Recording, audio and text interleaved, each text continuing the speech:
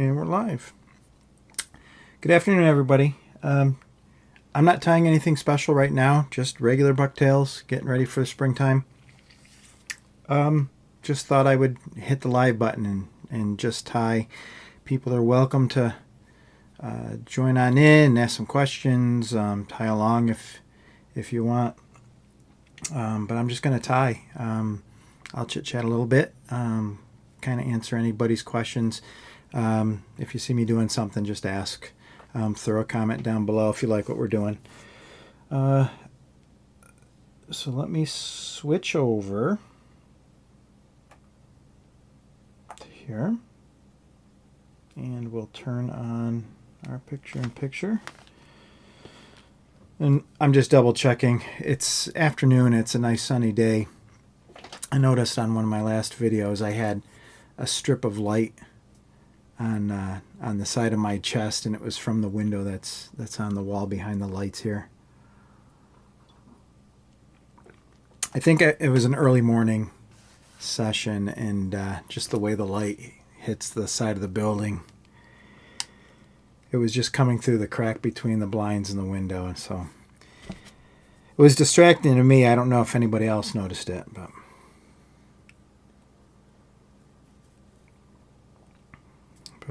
what I have in the vise right now is a 5/8 Barumba. It's a walleye jig. And right now I'm not doing any fancy colors. I'm just finishing up the last couple dozen of olive back and olive belly. After this on my list, I think I got olive and white, olive and like a dull yellow. I think I have some tails in the cabinet. It's I don't know how to explain it. It really is a dull, it's not white, it's not yellow. It's kind of in between. Maybe a bone yellow, I guess, would be a good description. But that's a really good color. And what else do I have to do with these olive heads? Maybe olive and natural brown. So I try to have in my boxes every spring a few dozen of each color.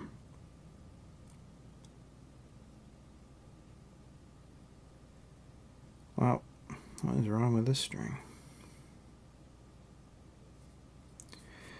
So I try to have in my boxes at all times a few dozen of each color.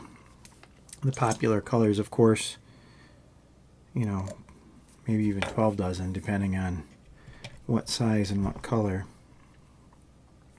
But this is just a plain solid olive head and tail. It's a real nice jig, real good color. Here in central New York, gobies have been an issue in pretty much everywhere, every lake that you fish. And I think originally people were afraid that it was really going to be harmful to the ecosystems, and at least locally, everywhere I fish, not that we like the fact that gobies are there, but most of the fish key right in on them. You know, Cuga Lake trout are feeding on them. Oneida Lake and Whitney Point, the walleye are feeding on them. So I haven't heard many complaints of the gobies. You know, I think people have kind of gotten used to the fact they're there, and the system itself has kind of balanced itself out for the most part. I'm not a scientist. I don't know exactly, you know, the guys that study that stuff, but certainly has added another color to the types of jigs that we're tying. And like I said, the olive and whatever other color combinations have been super popular ever since the gobies have moved in. So what I'm doing here is just pulling out the short hairs from the butt ends, and then I'll change my grip, and then I kind of restack by hand. Hair's a little bit staticky. I try to drop it in the bin, it sticks to my fingers. But I have a dryer sheet right here in my trash bin, and I kind of just press it up over the handle of my C-clamp for my vise, just to hold it near the top of my bag, and it helps with the static cling.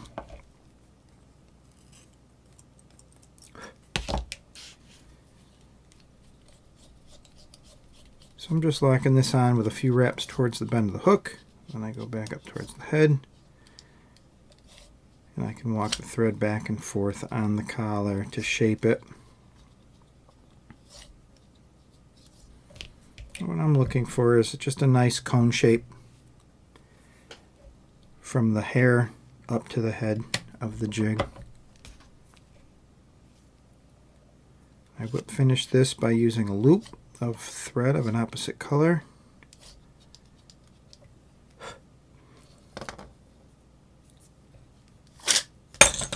Which I place underneath my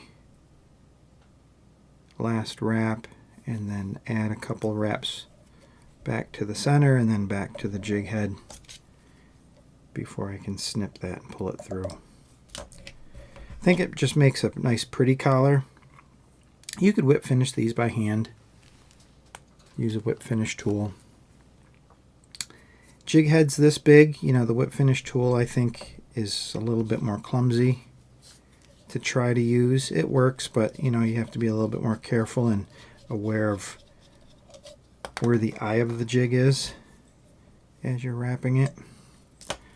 Wrapping it by hand looks good, though not as precise of placement. So that's why I like using that loop of another color. I just set this hair down just for a moment. I'm at the very end of this tail, and I actually snipped off a piece that would be too small. So I just went back to try to find a section that had a nice group of olive still. There's a little bit of that olive brown mixed in. But since this is the first bunch that I'm putting on, even if this pinch is a shade darker,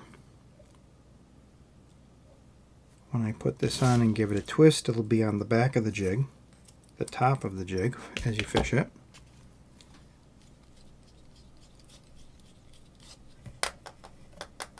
And will look correct. I'll just set this aside, and it will look correct as you're fishing it. So I have another tail here that's very similar in color. Surprisingly, olive is a little bit difficult. Some people like a warmer olive color, so more of a yellowish green. Some people like a nice dark brownish looking olive. It's all subjective.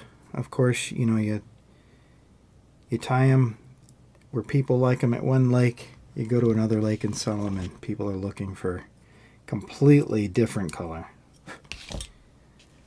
But I try to pick a olive that's somewhere a mid-tone. I'm not sure if that head shows. Yeah, the head shows up real nice on the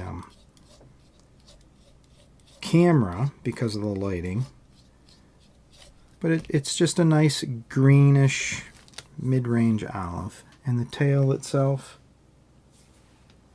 let's see here. Can I switch this? And the tail's looking good. The tail,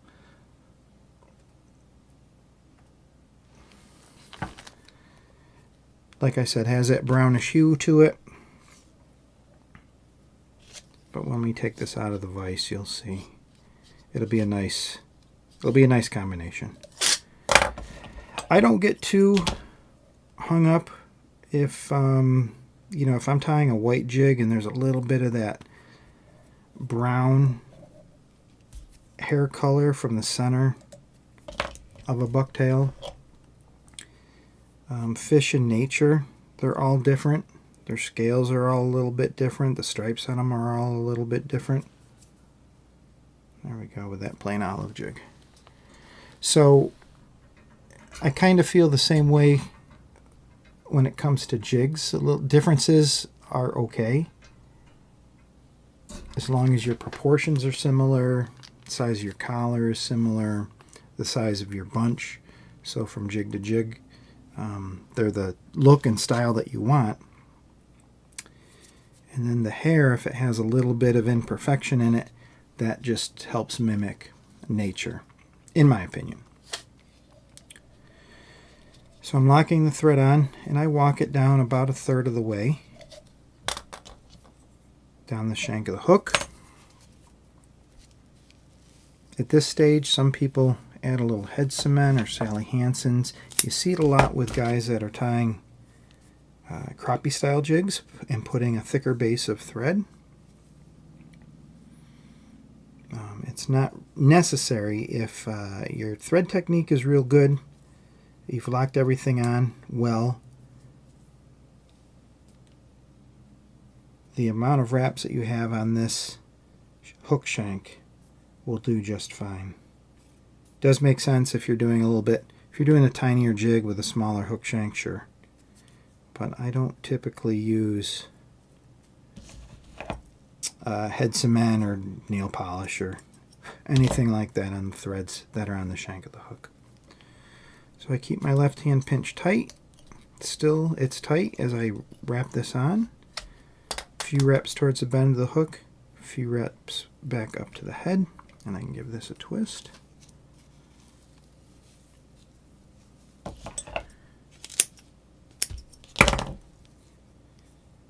Oh, let's see, I forgot to check the clock. Looks like we started, I don't know,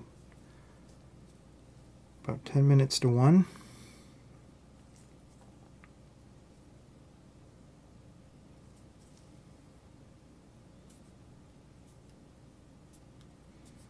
So every time I take a pinch,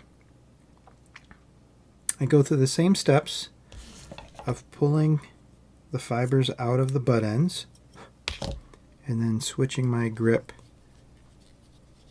to restack just some of those longer fibers back into the bunch. And I do that by hand to retain a fairly natural look. So when I say restack, I'm not talking about putting it through a stacking tool to get every button or every tip lined up. That's not really the look that I don't want the jig to look like we just took scissors and cut it off.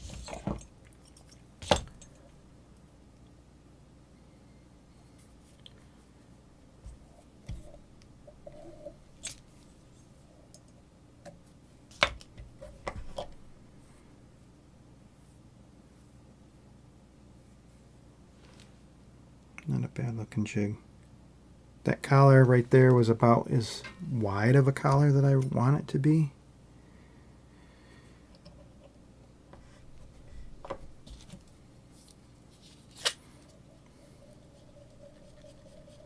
So again, lock on the threads 1/3 of the way down the hook.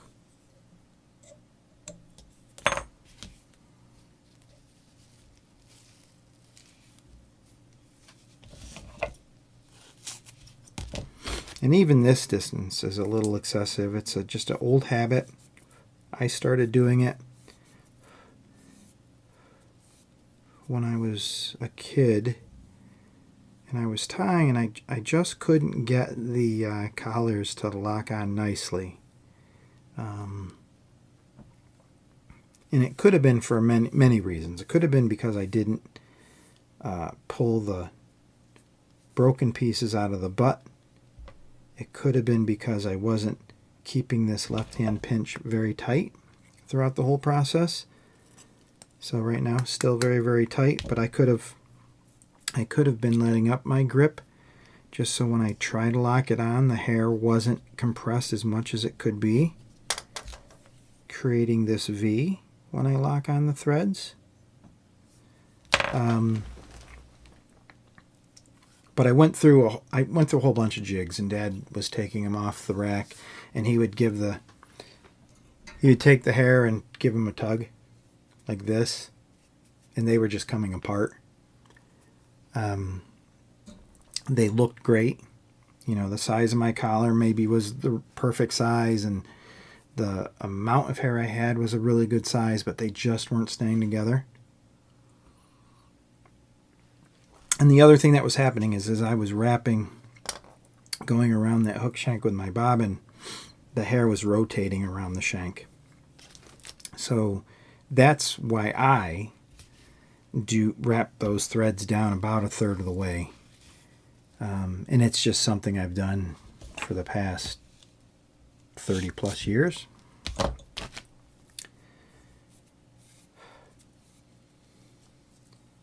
I justify it by, one, it's just my thing, but I also think with a little bit of extra red flash in the middle there, it might not be tinsely looking, but if the hair's moving and you see a little bit of red every once in a while, to me, that's kind of an indicator that the fish might key on. I don't know if that's true. That's what I tell myself.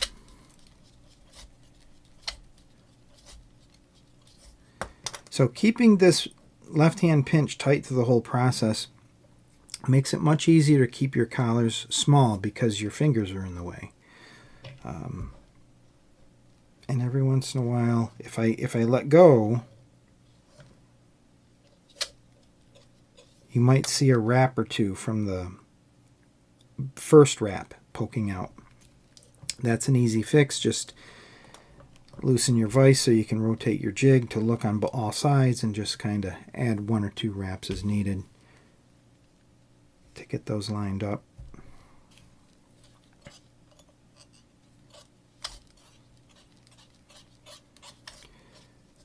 So when I put this loop on, my bobbin wraps were not all the way up to the shank of to the head of the jig. They were in the center. That was still fine. I put the loop underneath that last wrap. I always want to walk a couple wraps towards the bend of the hook before you change direction and take the thread back up to the head.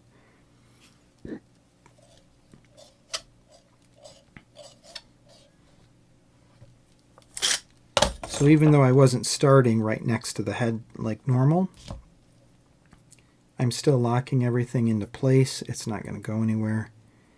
When I pull this through, the threads aren't going to roll and your collar comes undone.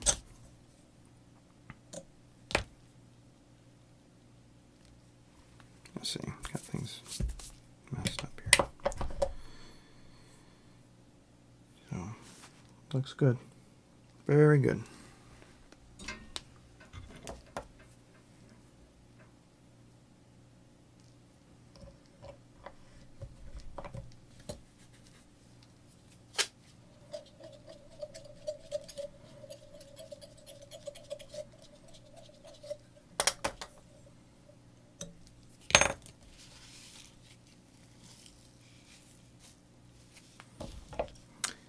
The thread I'm using is PacBay size A. It's a nylon rod wrapping thread. They have really good color selection.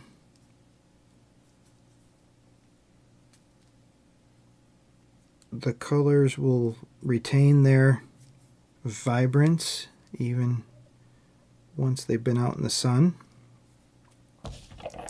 I do use the 950 yard roll spool. Oop. Alright, check this out.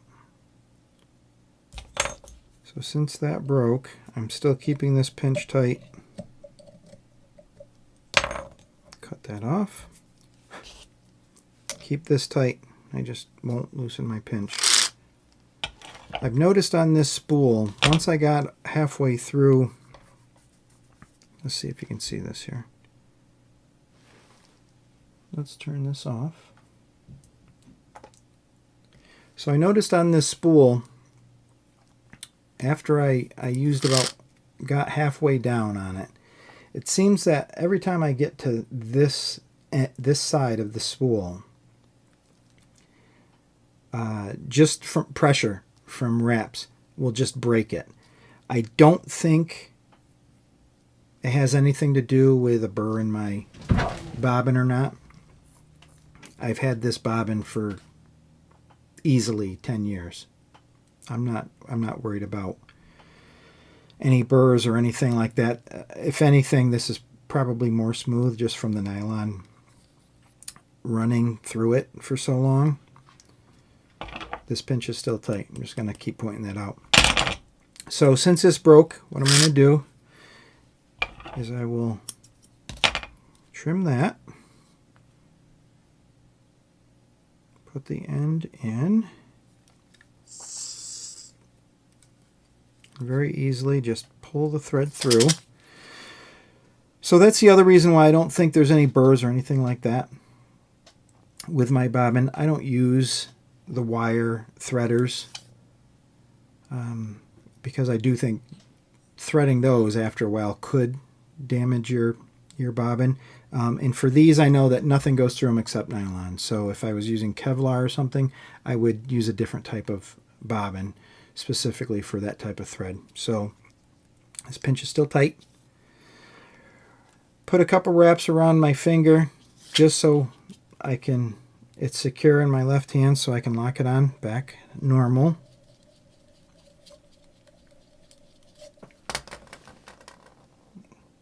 Let's cut back. We're back in business.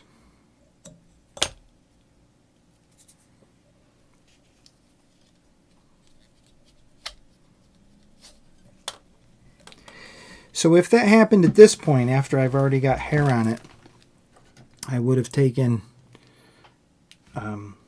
just hackle pliers, just regular cheap hackle pliers. I would have held on to this tag end here. Did the same thing with rethreading my bobbin, putting the wraps back on. I would then use a little bit of head cement because I have two broken ends, basically. Would add a little bit of head cement and then finish the jig as normal.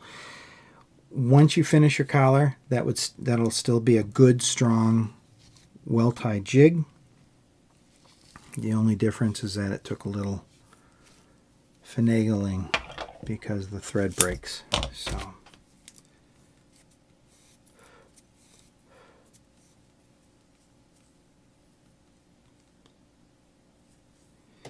So you know, as the story I guess I told with the way the thread was breaking on this bobbin, I find that every once in a while you'll get a spool of thread where that seems to happen.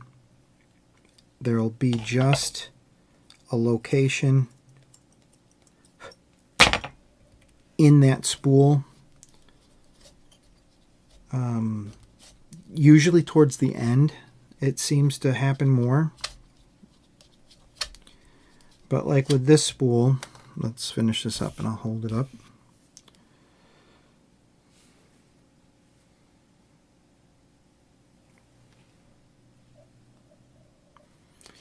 So with this spool, I've probably used 750, 725 yards maybe of this 950 yard spool.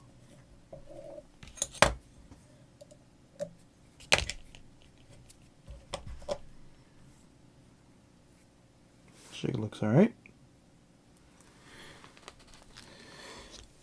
So here we go. Here's the PacBay nylon. It's just the cherry red. But as you can see, I'm getting down towards well past half on this spool. And the weak point usually happens, or the breakage usually happens, and I think there's a weak spot somewhere where the spool got nicked, or the cone that they were taking the thread off to thread these spools had a nick or a weak spot on it, is somewhere in this location. So when the I don't know if we can see this on the screen. If I hold the thread down, this is the angle that it's coming off the bobbin. Can we see that? I have to wait just a second. The screen's a few seconds behind. So it's coming from this angle. And I don't believe it's rubbing on anything. There's nothing on this spool that is rough. And like I said, this bobbin is easily 10 years old. I have complete faith in it. I don't believe there's any loose spots. So usually if this thread was still from this end, again, once I'm done with that jig, then I could pull out a couple lengths of thread and just discard that, just to get past that weak point, and then I can carry on. It's not a bad spool. If that was happening every time I wrapped, maybe I'd throw it in my scrap bin. But the tension on this bobbin is fairly, I would say maybe a medium tension. So pulling it without any breaking from squeezing with my fingers, it's fairly simple, but if I let it go, it doesn't roll. So the idea, what I want in a bobbin is if I lock it on and let it go, it's not going to unravel. If I lock it on and leave a length of thread, and I want to rest my bobbin with the spool on my bench, it's not going to unroll. But it's light enough where if I need to, if I'm wrapping and I have the brakes on, because not only am I putting pressure side to side, but my fingers rest on the side of the bobbin as well, so they're acting as a brake. So it's light enough that when I do let up the brake, I have an idea of how much thread is going through. I have an idea of, even though I'm letting thread out, I know that there's still good tension on this thread. So I don't want a bobbin that screws in so tight, because I'm not counting on the bobbin itself for that braking action on the thread, for that tension that's on your thread every time you do a wrap. Really, all that tension comes from your thumb and usually these two fingers. Now, if I had a smaller bobbin, it's very similar. It's actually this finger squeezing the bobbin and this finger riding on the spool of thread for the most part. There's times when you change your grip a little bit. There's, if I'm looking around the jig as I'm wrapping, some of that changes up just a little bit, but for the most part, the majority of your tying, when you're sitting squarely in front of the vise,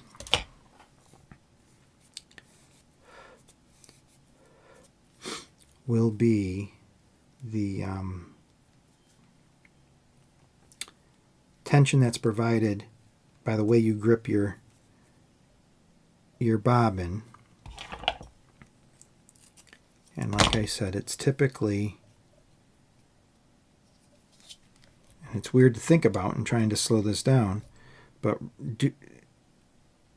wrapping it just now, couple towards the bend of the hook, couple back towards the head to make that V. I'm pinching the vise with my index finger and thumb just to hold it tightly. But those fingers are not the fingers that are controlling the brake on the spool itself. It's actually my middle finger and my ring finger, with my pinky just resting also on that spool. The pinky resting on the spool, at least in this case, it's less of a brake because my other two fingers were actually putting the tension, that pressure on the spool itself as a brake. But if you think about it, your pinky resting on that spool, I can feel it spin. So it's just another way for me to look at the spool without looking at it.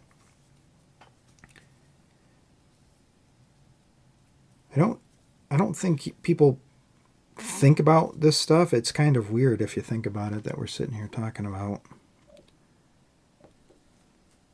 some of those fine details. But I guess if I take a step back and just explain how it's happening, that's exactly how it's happening. I also have the bobbin, or the spool, hitting right in the crease of my thumb, where my thumb and my palm come together.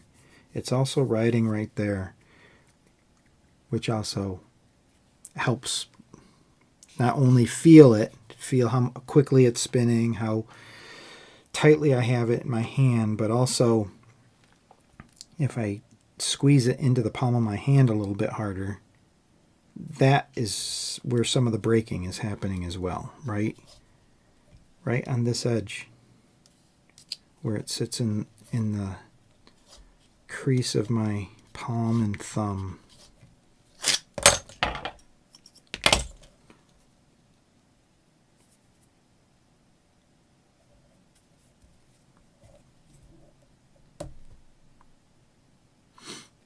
So my loop didn't break.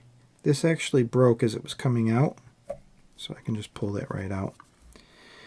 If my loop broke and that thread is under there, I could just take my X-Acto knife and just cut it. And then I usually would put head cement on it right away, just so I made sure that it got head cement, just so it wouldn't give that thread a chance to pull out that tag end. So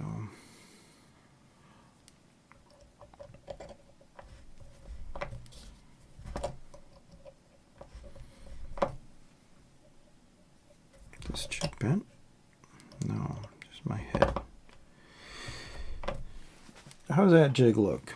Just making sure that I put the jig in the vise. So the jig is parallel to the vise is parallel to the tabletop.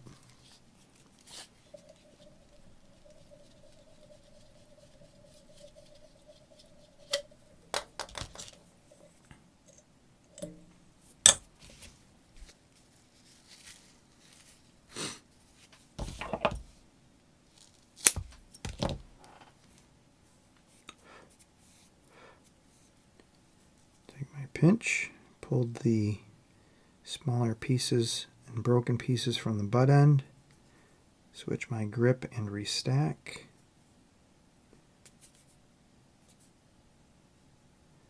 And I'm just looking at this pinch against the white background on my tabletop.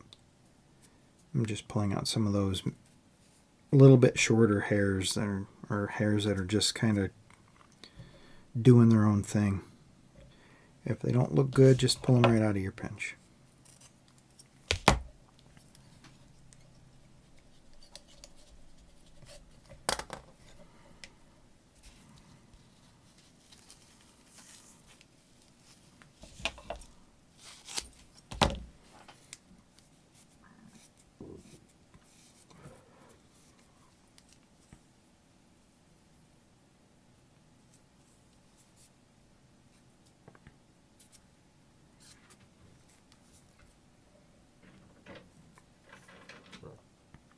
So here I'm just measuring, even though the belly and the back of this jig are the same color hair, I'm still measuring, making sure that the length of the tail is the length of the body past the bend of the hook. I'm making sure that my second pinch lines up with my first pinch. If it's a little bit too long, I can adjust my grip. And with this one, it's just a hair past this silver part on my vise, which is the length of the body past the bend of the hook. So I know that I don't need to adjust my grip again. I'm just pinching just slightly harder with my right hand. So when I grab it with my left, it's already short in that distance. So when I trim it with my left hand, keeping this pinch tight, and I lock this on, I know that that's the right length. Oops, again, I put this on a little early.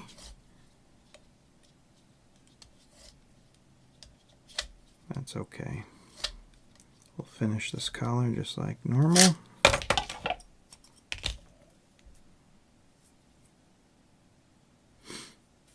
And that was an example of kind of shows that I don't remove my pinch when I'm finishing the collar. I usually just finish the whole thing without letting go with that second pinch. But because I removed my hand and gave a short explanation, I just went directly to the next step. So that was my mistake.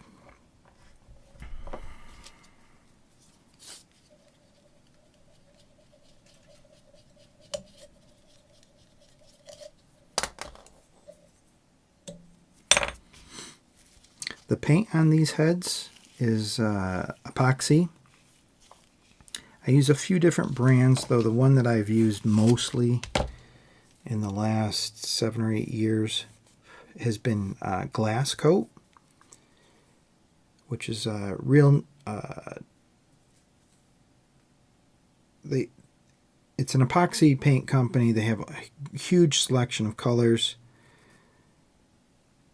They do a lot with RC cars and model building. So they have a really good selection for not only colors in general, but military colors as well. It's a fairly small company from what I understand, so they're able to also do custom colors. So if you want to match a color, or if you have a paint that you've used for years and years and you want to match it, they're able to do that. I'm not paid by them. All the paint that I have ever gotten from them has been at full price, but I just really like their product. If I was young and starting to tie jigs from scratch, I would probably use powder paint. That really is the way to go now. And some of the color combinations you can get by mixing the different powders is just amazing. But epoxy, for its durability, is a fine alternative. It doesn't react to your rubber tails. It's durable.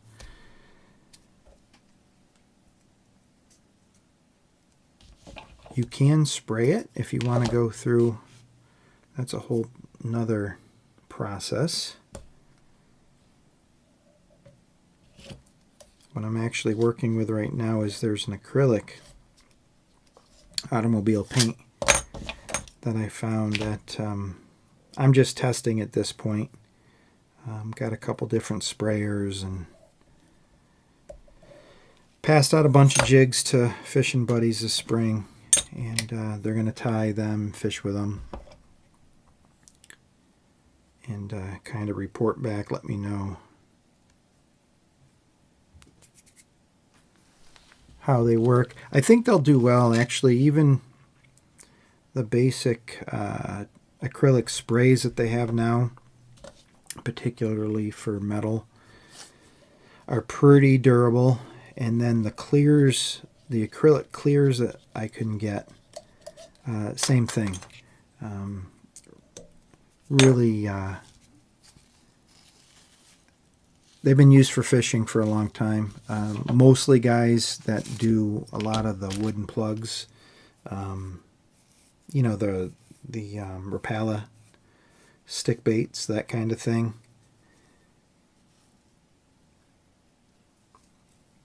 and the clear coats that they use, all very, very durable. So I have been playing with those.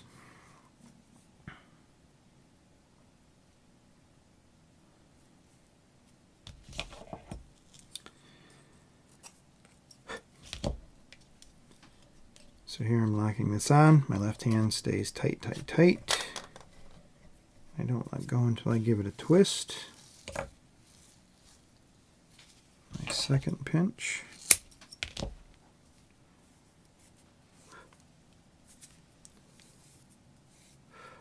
Again, pull those fibers out the butt end and restack some of these longer pieces.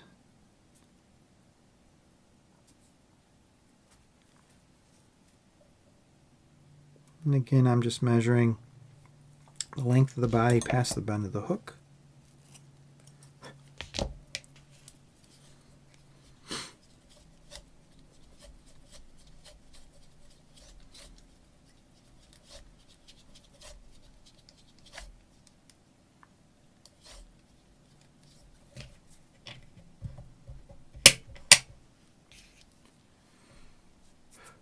To finish this off, just take a loop of size A thread of an opposite color, walk it 2/3 back towards the bend of the hook, back up to the head, back a quarter, back up to the head, just to give it a nice cone shape.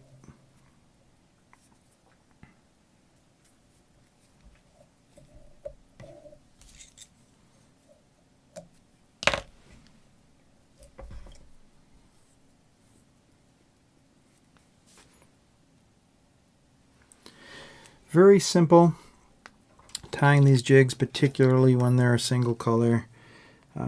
Makes it easy when you have these tails weren't anything special, you know. They have their issues. The leather on this one's a little curled, and overall they're fairly small. But the length of the hair on these are fine, and they have a nice texture to them in regards to that crinkliness or curliness. Don't usually like a tail. It doesn't matter how long the hair is, you know, if it's just straight as could be. There's no life to it in that sense. You can tie with them. Jigs will look fine, but it's just a feeling that I have.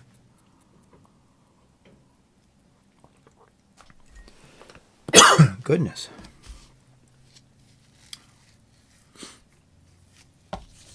So like I said, this is, what do we've done a little over a dozen, I think, right now. This will be the 8th one in this dozen. And once I'm done with these last 4, still tying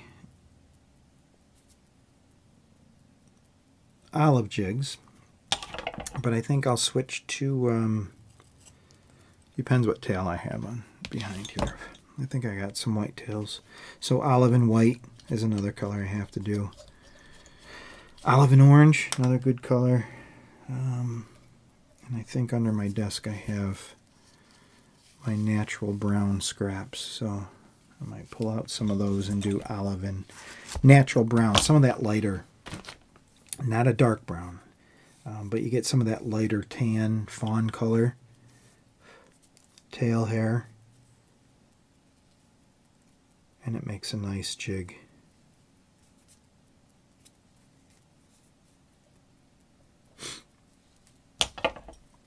I did do a bunch of these already with tinsel. Tinsel, crystal flash, and what else do we do? Oh, stingers. Some of my recent videos I was doing the stingers and the crystal flash.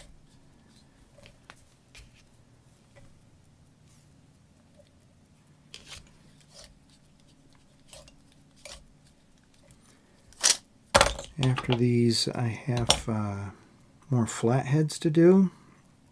I just painted up a bunch of 1/2 flat. which is a nice jig. I really like it. It's a longer shanked hook. Fish is real nice though. Have to do up some of those. And then it always seems like no matter what I tie, I get to the shops and there's a couple more colors that are going to be the new favorite for the season. So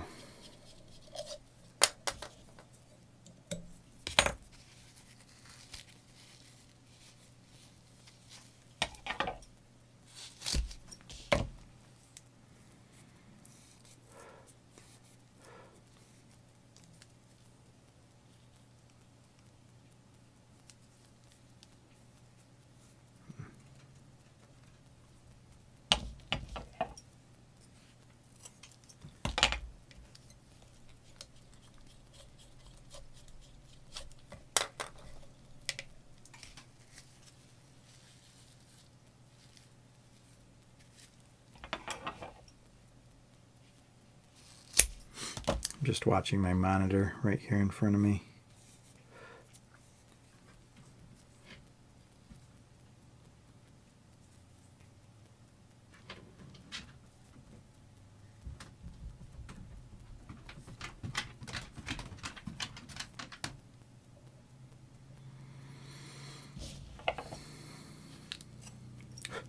So until I set a specific schedule, and like I keep saying, maybe a Sunday night kind of thing, I'm going to